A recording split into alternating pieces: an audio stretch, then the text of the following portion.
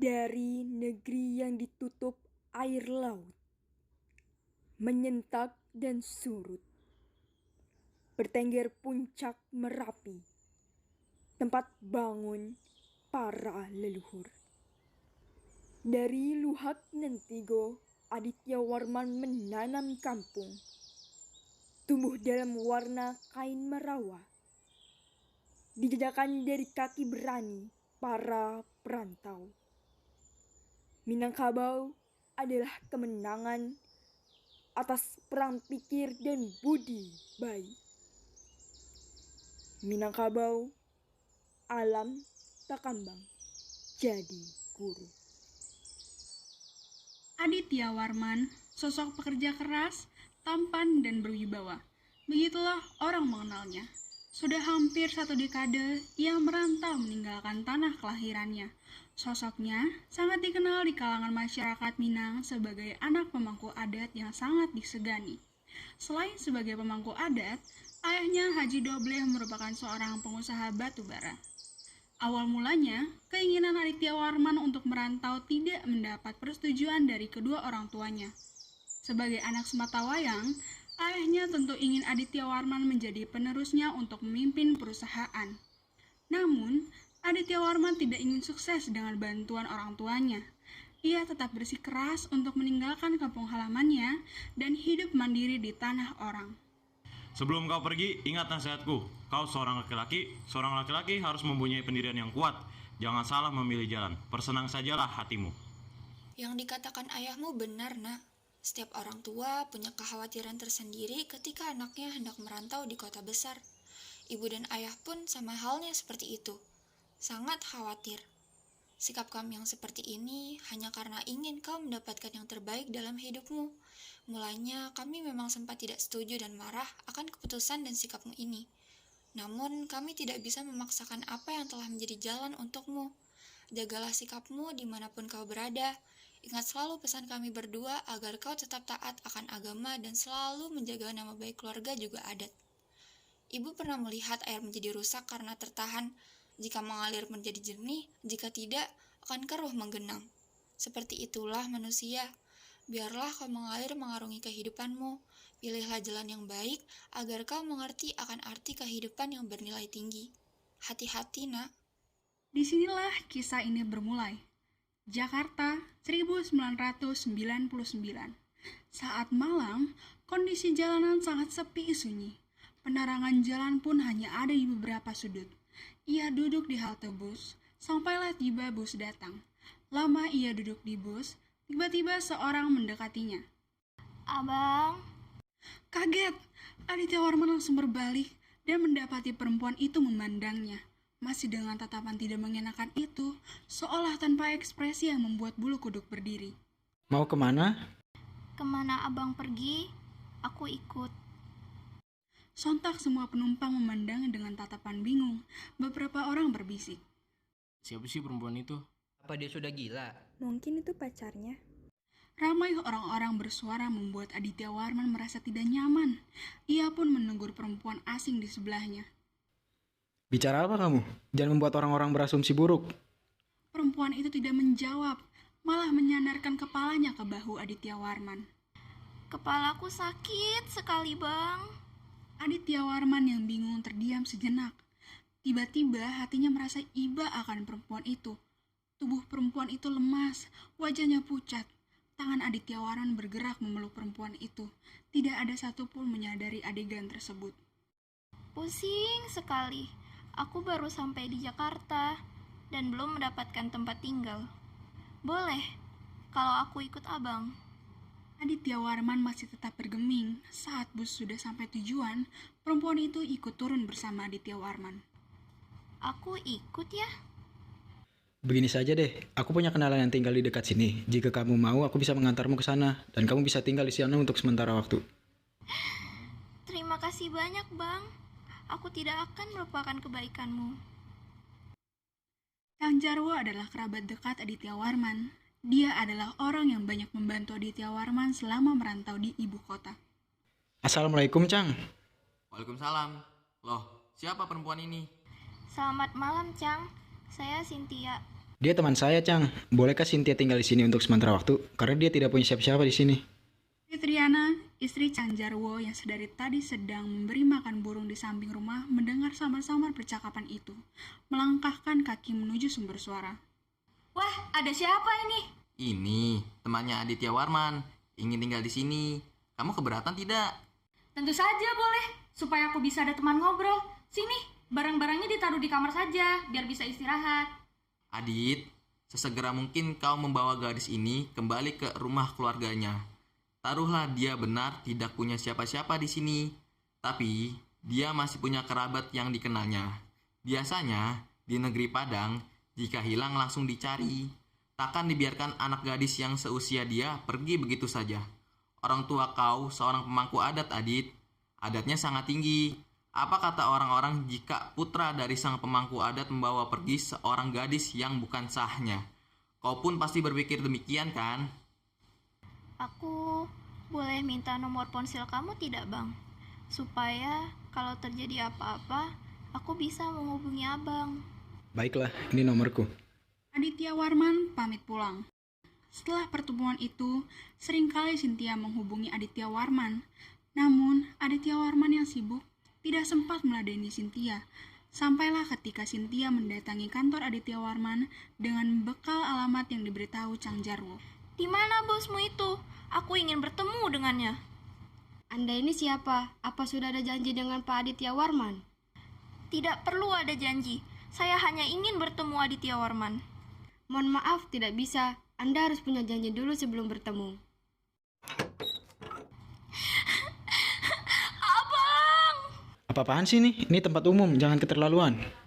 Aku rindu Abang. Mengapa teleponku tidak pernah diangkat? Kamu ini bicara apa? Pergi atau saya panggilkan satpam. Ayo Mbak, ikut saya. Tidak mau. Aku maunya Abang. Sontak Cynthia menjadi pusat perhatian. Siapa sih itu? Genit sekali. Tidak mungkin itu pacar Pak Aditya Warman. Wajah Pak Aditya Warman saja terlihat risih. Dengan terpaksa, satpam menyeret Cynthia keluar. Sepulang dari kantor, Aditya Warman terus memikirkan kejadian tadi pagi. Di benaknya, ia berpikir mengapa perempuan itu terus mengganggunya. Ia pulang membawa kegugupan. Setelah berpikir panjang, ia memutuskan untuk bercerita kejadian yang ia alami dari awal pertemuannya dengan gadis yang tidak dikenalnya itu ke seorang teman dekatnya yang bernama Heru. Kemungkinannya bisa benar dari penyelidikan dan argumentasi yang ada. Tapi menurutku, gadis itu mungkin sudah tidak gadis lagi. Kegadisannya telah diambil atau diberikan kepada seorang laki-laki, kemudian ketahuan. Tetapi laki-laki itu tak hendak bertanggung jawab ataupun mengakuinya. Karena malu, dia lari ke Jakarta, kemudian dia bertemu dengan engkau yang bekerja di kantor dan punya gaji tetap. Siapa tahu, dia sedang memasang perangkap untukmu. Mengerti kau maksudku? Aditya Warman masih terdiam. Heru melanjutkan pembicaraannya. Nah, nasihatku dalam hal ini begini. Jauhi dia. Elakkan dia bila bertemu di jalan. Kalau bertemu juga, jangan disahuti tegurannya. Mudah-mudahan, jika kau ikuti nasihatku ini, insya Allah kau pasti selamat dunia akhirat. Mengerti. Terima kasih, Heru. Aditya Warman semakin dekat dengan Cynthia. Dia melupakan semua nasihat yang didapat dari Heru. Setiap kali gadis itu mengajak bertemu, Aditya Warman selalu menyetujui. Di pandangannya, Aditya Warman tenang-tenang seperti seorang dimabuk cinta. Lalu Cynthia meletakkan sendok garpunya.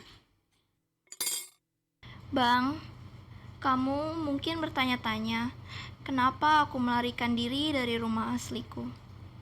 Aku tinggal bersama ibu tiri dan 2 kakak laki-lakiku. 2 minggu yang lalu, ibu tiriku memarahiku dan mengusirku. Aku sedih dan memutuskan pergi ke Jakarta. Di sini, aku tidak tahu mau kemana. Beruntung aku bertemu Abang. Hanya Abanglah yang bisa mengerti diriku di saat kedua orang tuaku sudah tiada. Aditya Warman bertengkar dengan hati dan pikirannya sendiri. Nasihat Heru beberapa hari lalu terlintas begitu saja di benak Aditya Warman.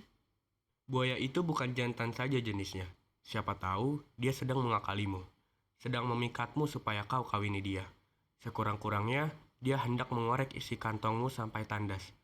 Meski dia menangis sampai mengeluarkan air mata darah, jangan kau peduli. Titik. Terima kasih Abang Aditya Warman. Aku tidak tahu bagaimana nasibku nanti jika tidak bertemu dengan Abang. Di sisi lain, keluarga Cynthia bertanya-tanya kemana perginya gadis yang usianya baru memasuki kepala 2. Cynthia meninggalkan rumah dengan membawa masalah yang belum diselesaikan. Anak itu membuat pusing saja. Tenang dulu, Bu. Cynthia pasti kembali. Dia hanya butuh waktu. Alasan? Apakah 2 minggu tidak cukup untuknya berpikir? Sejujurnya aku juga penasaran. Bagaimana bisa dia hidup tanpa kami? Masak pun dia tidak bisa. Aku tidak peduli. Cepatnya kau cari keberadaan adikmu itu. Ibu lelah sekali dengan kelakuannya. Sebenarnya, 2 hari yang lalu, Cynthia mengunggah foto gedung dan makanan berlokasi di Jakarta. Apa mungkin dia kabur ke sana, Ibu? Jika iya, kita harus segera ke sana sebelum ia lari lebih jauh lagi. Kau mau aku banting? Jakarta itu luas, tolong lebih spesifik. Aku tidak tahu daerah mana itu. Aku sedang berusaha mencari lokasinya melalui Maps. Sembari kau cari, Ibu pesankan tiket untuk kita ke Jakarta esok. Sesampainya di rumah, lalu ia membuka pintu dan duduk terdengar suara ketukan pintu dengan keras.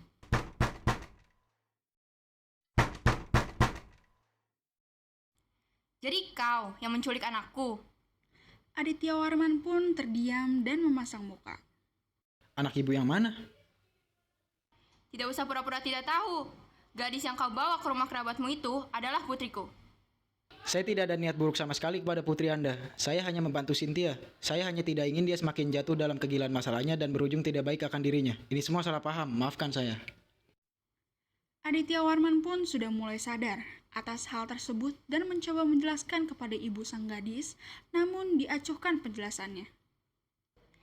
Kami dari keluarga gadis meminta kamu untuk menikahi gadis itu. Secepatnya. Wanita tua itu malah memaksa Aditya Warman untuk segera menikahi putrinya. Aditya Warman pun berpikir ternyata benar bahwa gadis itu sedang mencari kambing hitam dari masalah yang sedang dia hadapi. Tidak ada jalan lain untuk Aditya Warman, ia bak terperangkap dalam situasi tak berarah. Lamanya Aditya Warman dan Cynthia kenal, akhirnya Aditya Warman merasakan jatuh cinta. Gadis yang seringkali membuatnya pusing dengan sikapnya, membuat Aditya Warman merasa terhibur dan mengajaknya untuk tinggal bersama-sama selamanya. Pernikahan digelar dengan persetujuan sepihak, prosesi akad nikah dan resepsi digelar sangat tertutup.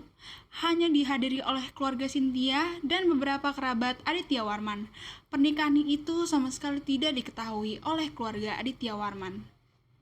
Saya terima nikah dan kawinnya Cynthia binti Siswoyo dengan mas kawin tersebut dibayar tunai.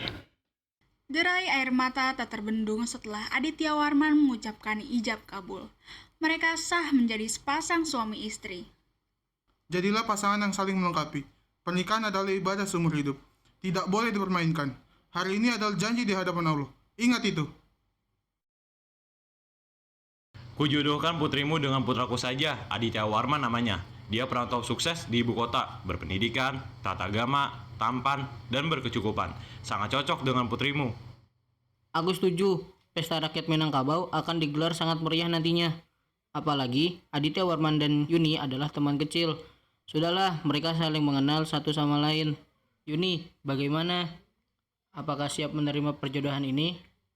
Apapun yang ayah restui, aku terima. Nantinya biarlah aku belajar untuk mencintai Aditya Warman. Perjodohan ini sudah disetujui kedua belah pihak. Berbagai rencana sudah disiapkan. Namun, Aditya Warman tidak diberitahu apa-apa akan hal itu. Haji Doble hanya menyuruhnya pulang ke Padang untuk sekedar berkumpul bersama keluarganya. Setelah menikah dengan Cynthia, Aditya Warman berniat untuk mengajak istrinya pergi ke Padang untuk menghadiri undangannya dari ayahnya, sekaligus mengenalkan Cynthia kepada sang ayah. Istriku, kita sudah menikah dan kita belum memberitahu kepada ayah tentang pernikahan kita. Apakah kau mau ikut aku pergi ke Padang? Apakah sebaiknya nanti dulu saja? Kenapa seperti itu? Karena aku belum siap menemui kedua orang tuamu. Aku takut kalau keluarga besarmu tidak menerimaku sebagai istri. Tetapi ayahku sudah menyuruhku pulang ke kampung. Baiklah, akan aku ikuti semua keinginanmu, suamiku. Aditya Warman dan istrinya meninggalkan Jakarta saat matahari meninggalkan ufuk timur. Seperti mentari menyinari bumi dan doa yang ada di atas langit, semoga ayah Aditya Warman merestui pernikahan mereka. Sesampainya di Padang, Aditya Warman dan Cynthia segera menuju ke rumah orang tua Aditya Warman. Saat sudah di rumah, Aditya Warman langsung bersalaman dan memeluk ayahnya sembari melepas rindu. Anakku, sudah lama aku tidak berjumpa dengan Muna. Apa kamu sudah sukses di kota seberang sana? Alhamdulillah ya, aku sehat dan memiliki pekerjaan dengan gaji tetap. Melihat wanita di sampingnya yang dibawa Aditya Warman, ayahnya bertanya-tanya. Siapa wanita di samping Muna? Perkenalkan, ini istriku, ayah. Istri, bagaimana bisa kamu menikah tanpa sepengetahuan ayah? Aditya Warman pun mencoba menjelaskan apa yang terjadi dengannya, namun ayahnya tidak mendengarkan perkataannya. Ayah telah menjodohkanmu dengan anak teman ayah. Tapi aku sudah beristri, ayah, dan aku cinta dengan istriku Cynthia. Cynthia tertunduk dan takut mendengar perkataan ayah Aditya Warman. Apa istimewanya perempuan itu dibandingkan Yuni, orang terpandang di kampung kita ini? Perempuan tidak jelas asal-usulnya, dibandingkan Yuni yang cantik dari keluarga terpandang dan selalu menjaga kehormatannya. Sedangkan perempuan ini, ayah tidak tahu siapa dia dan latar belakang keluarganya.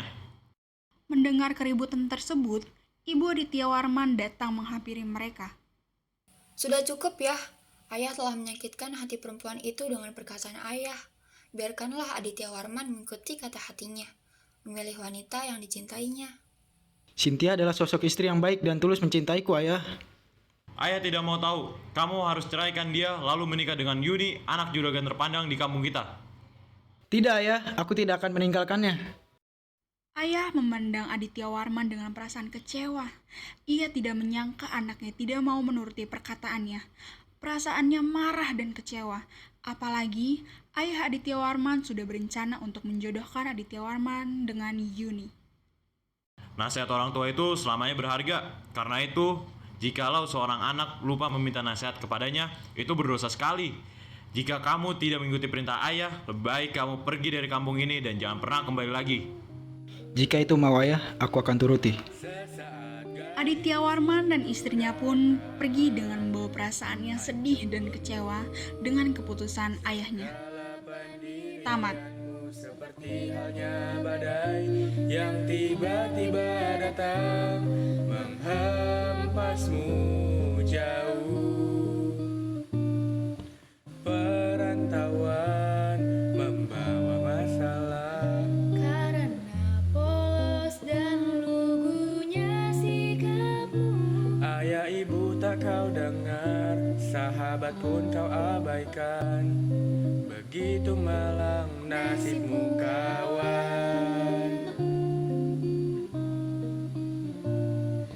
Semua nasihat takkan bisa mengubahmu seperti yang mereka mau. Pada akhirnya pun kau tetap bersamanya setia sampai akhir hayat.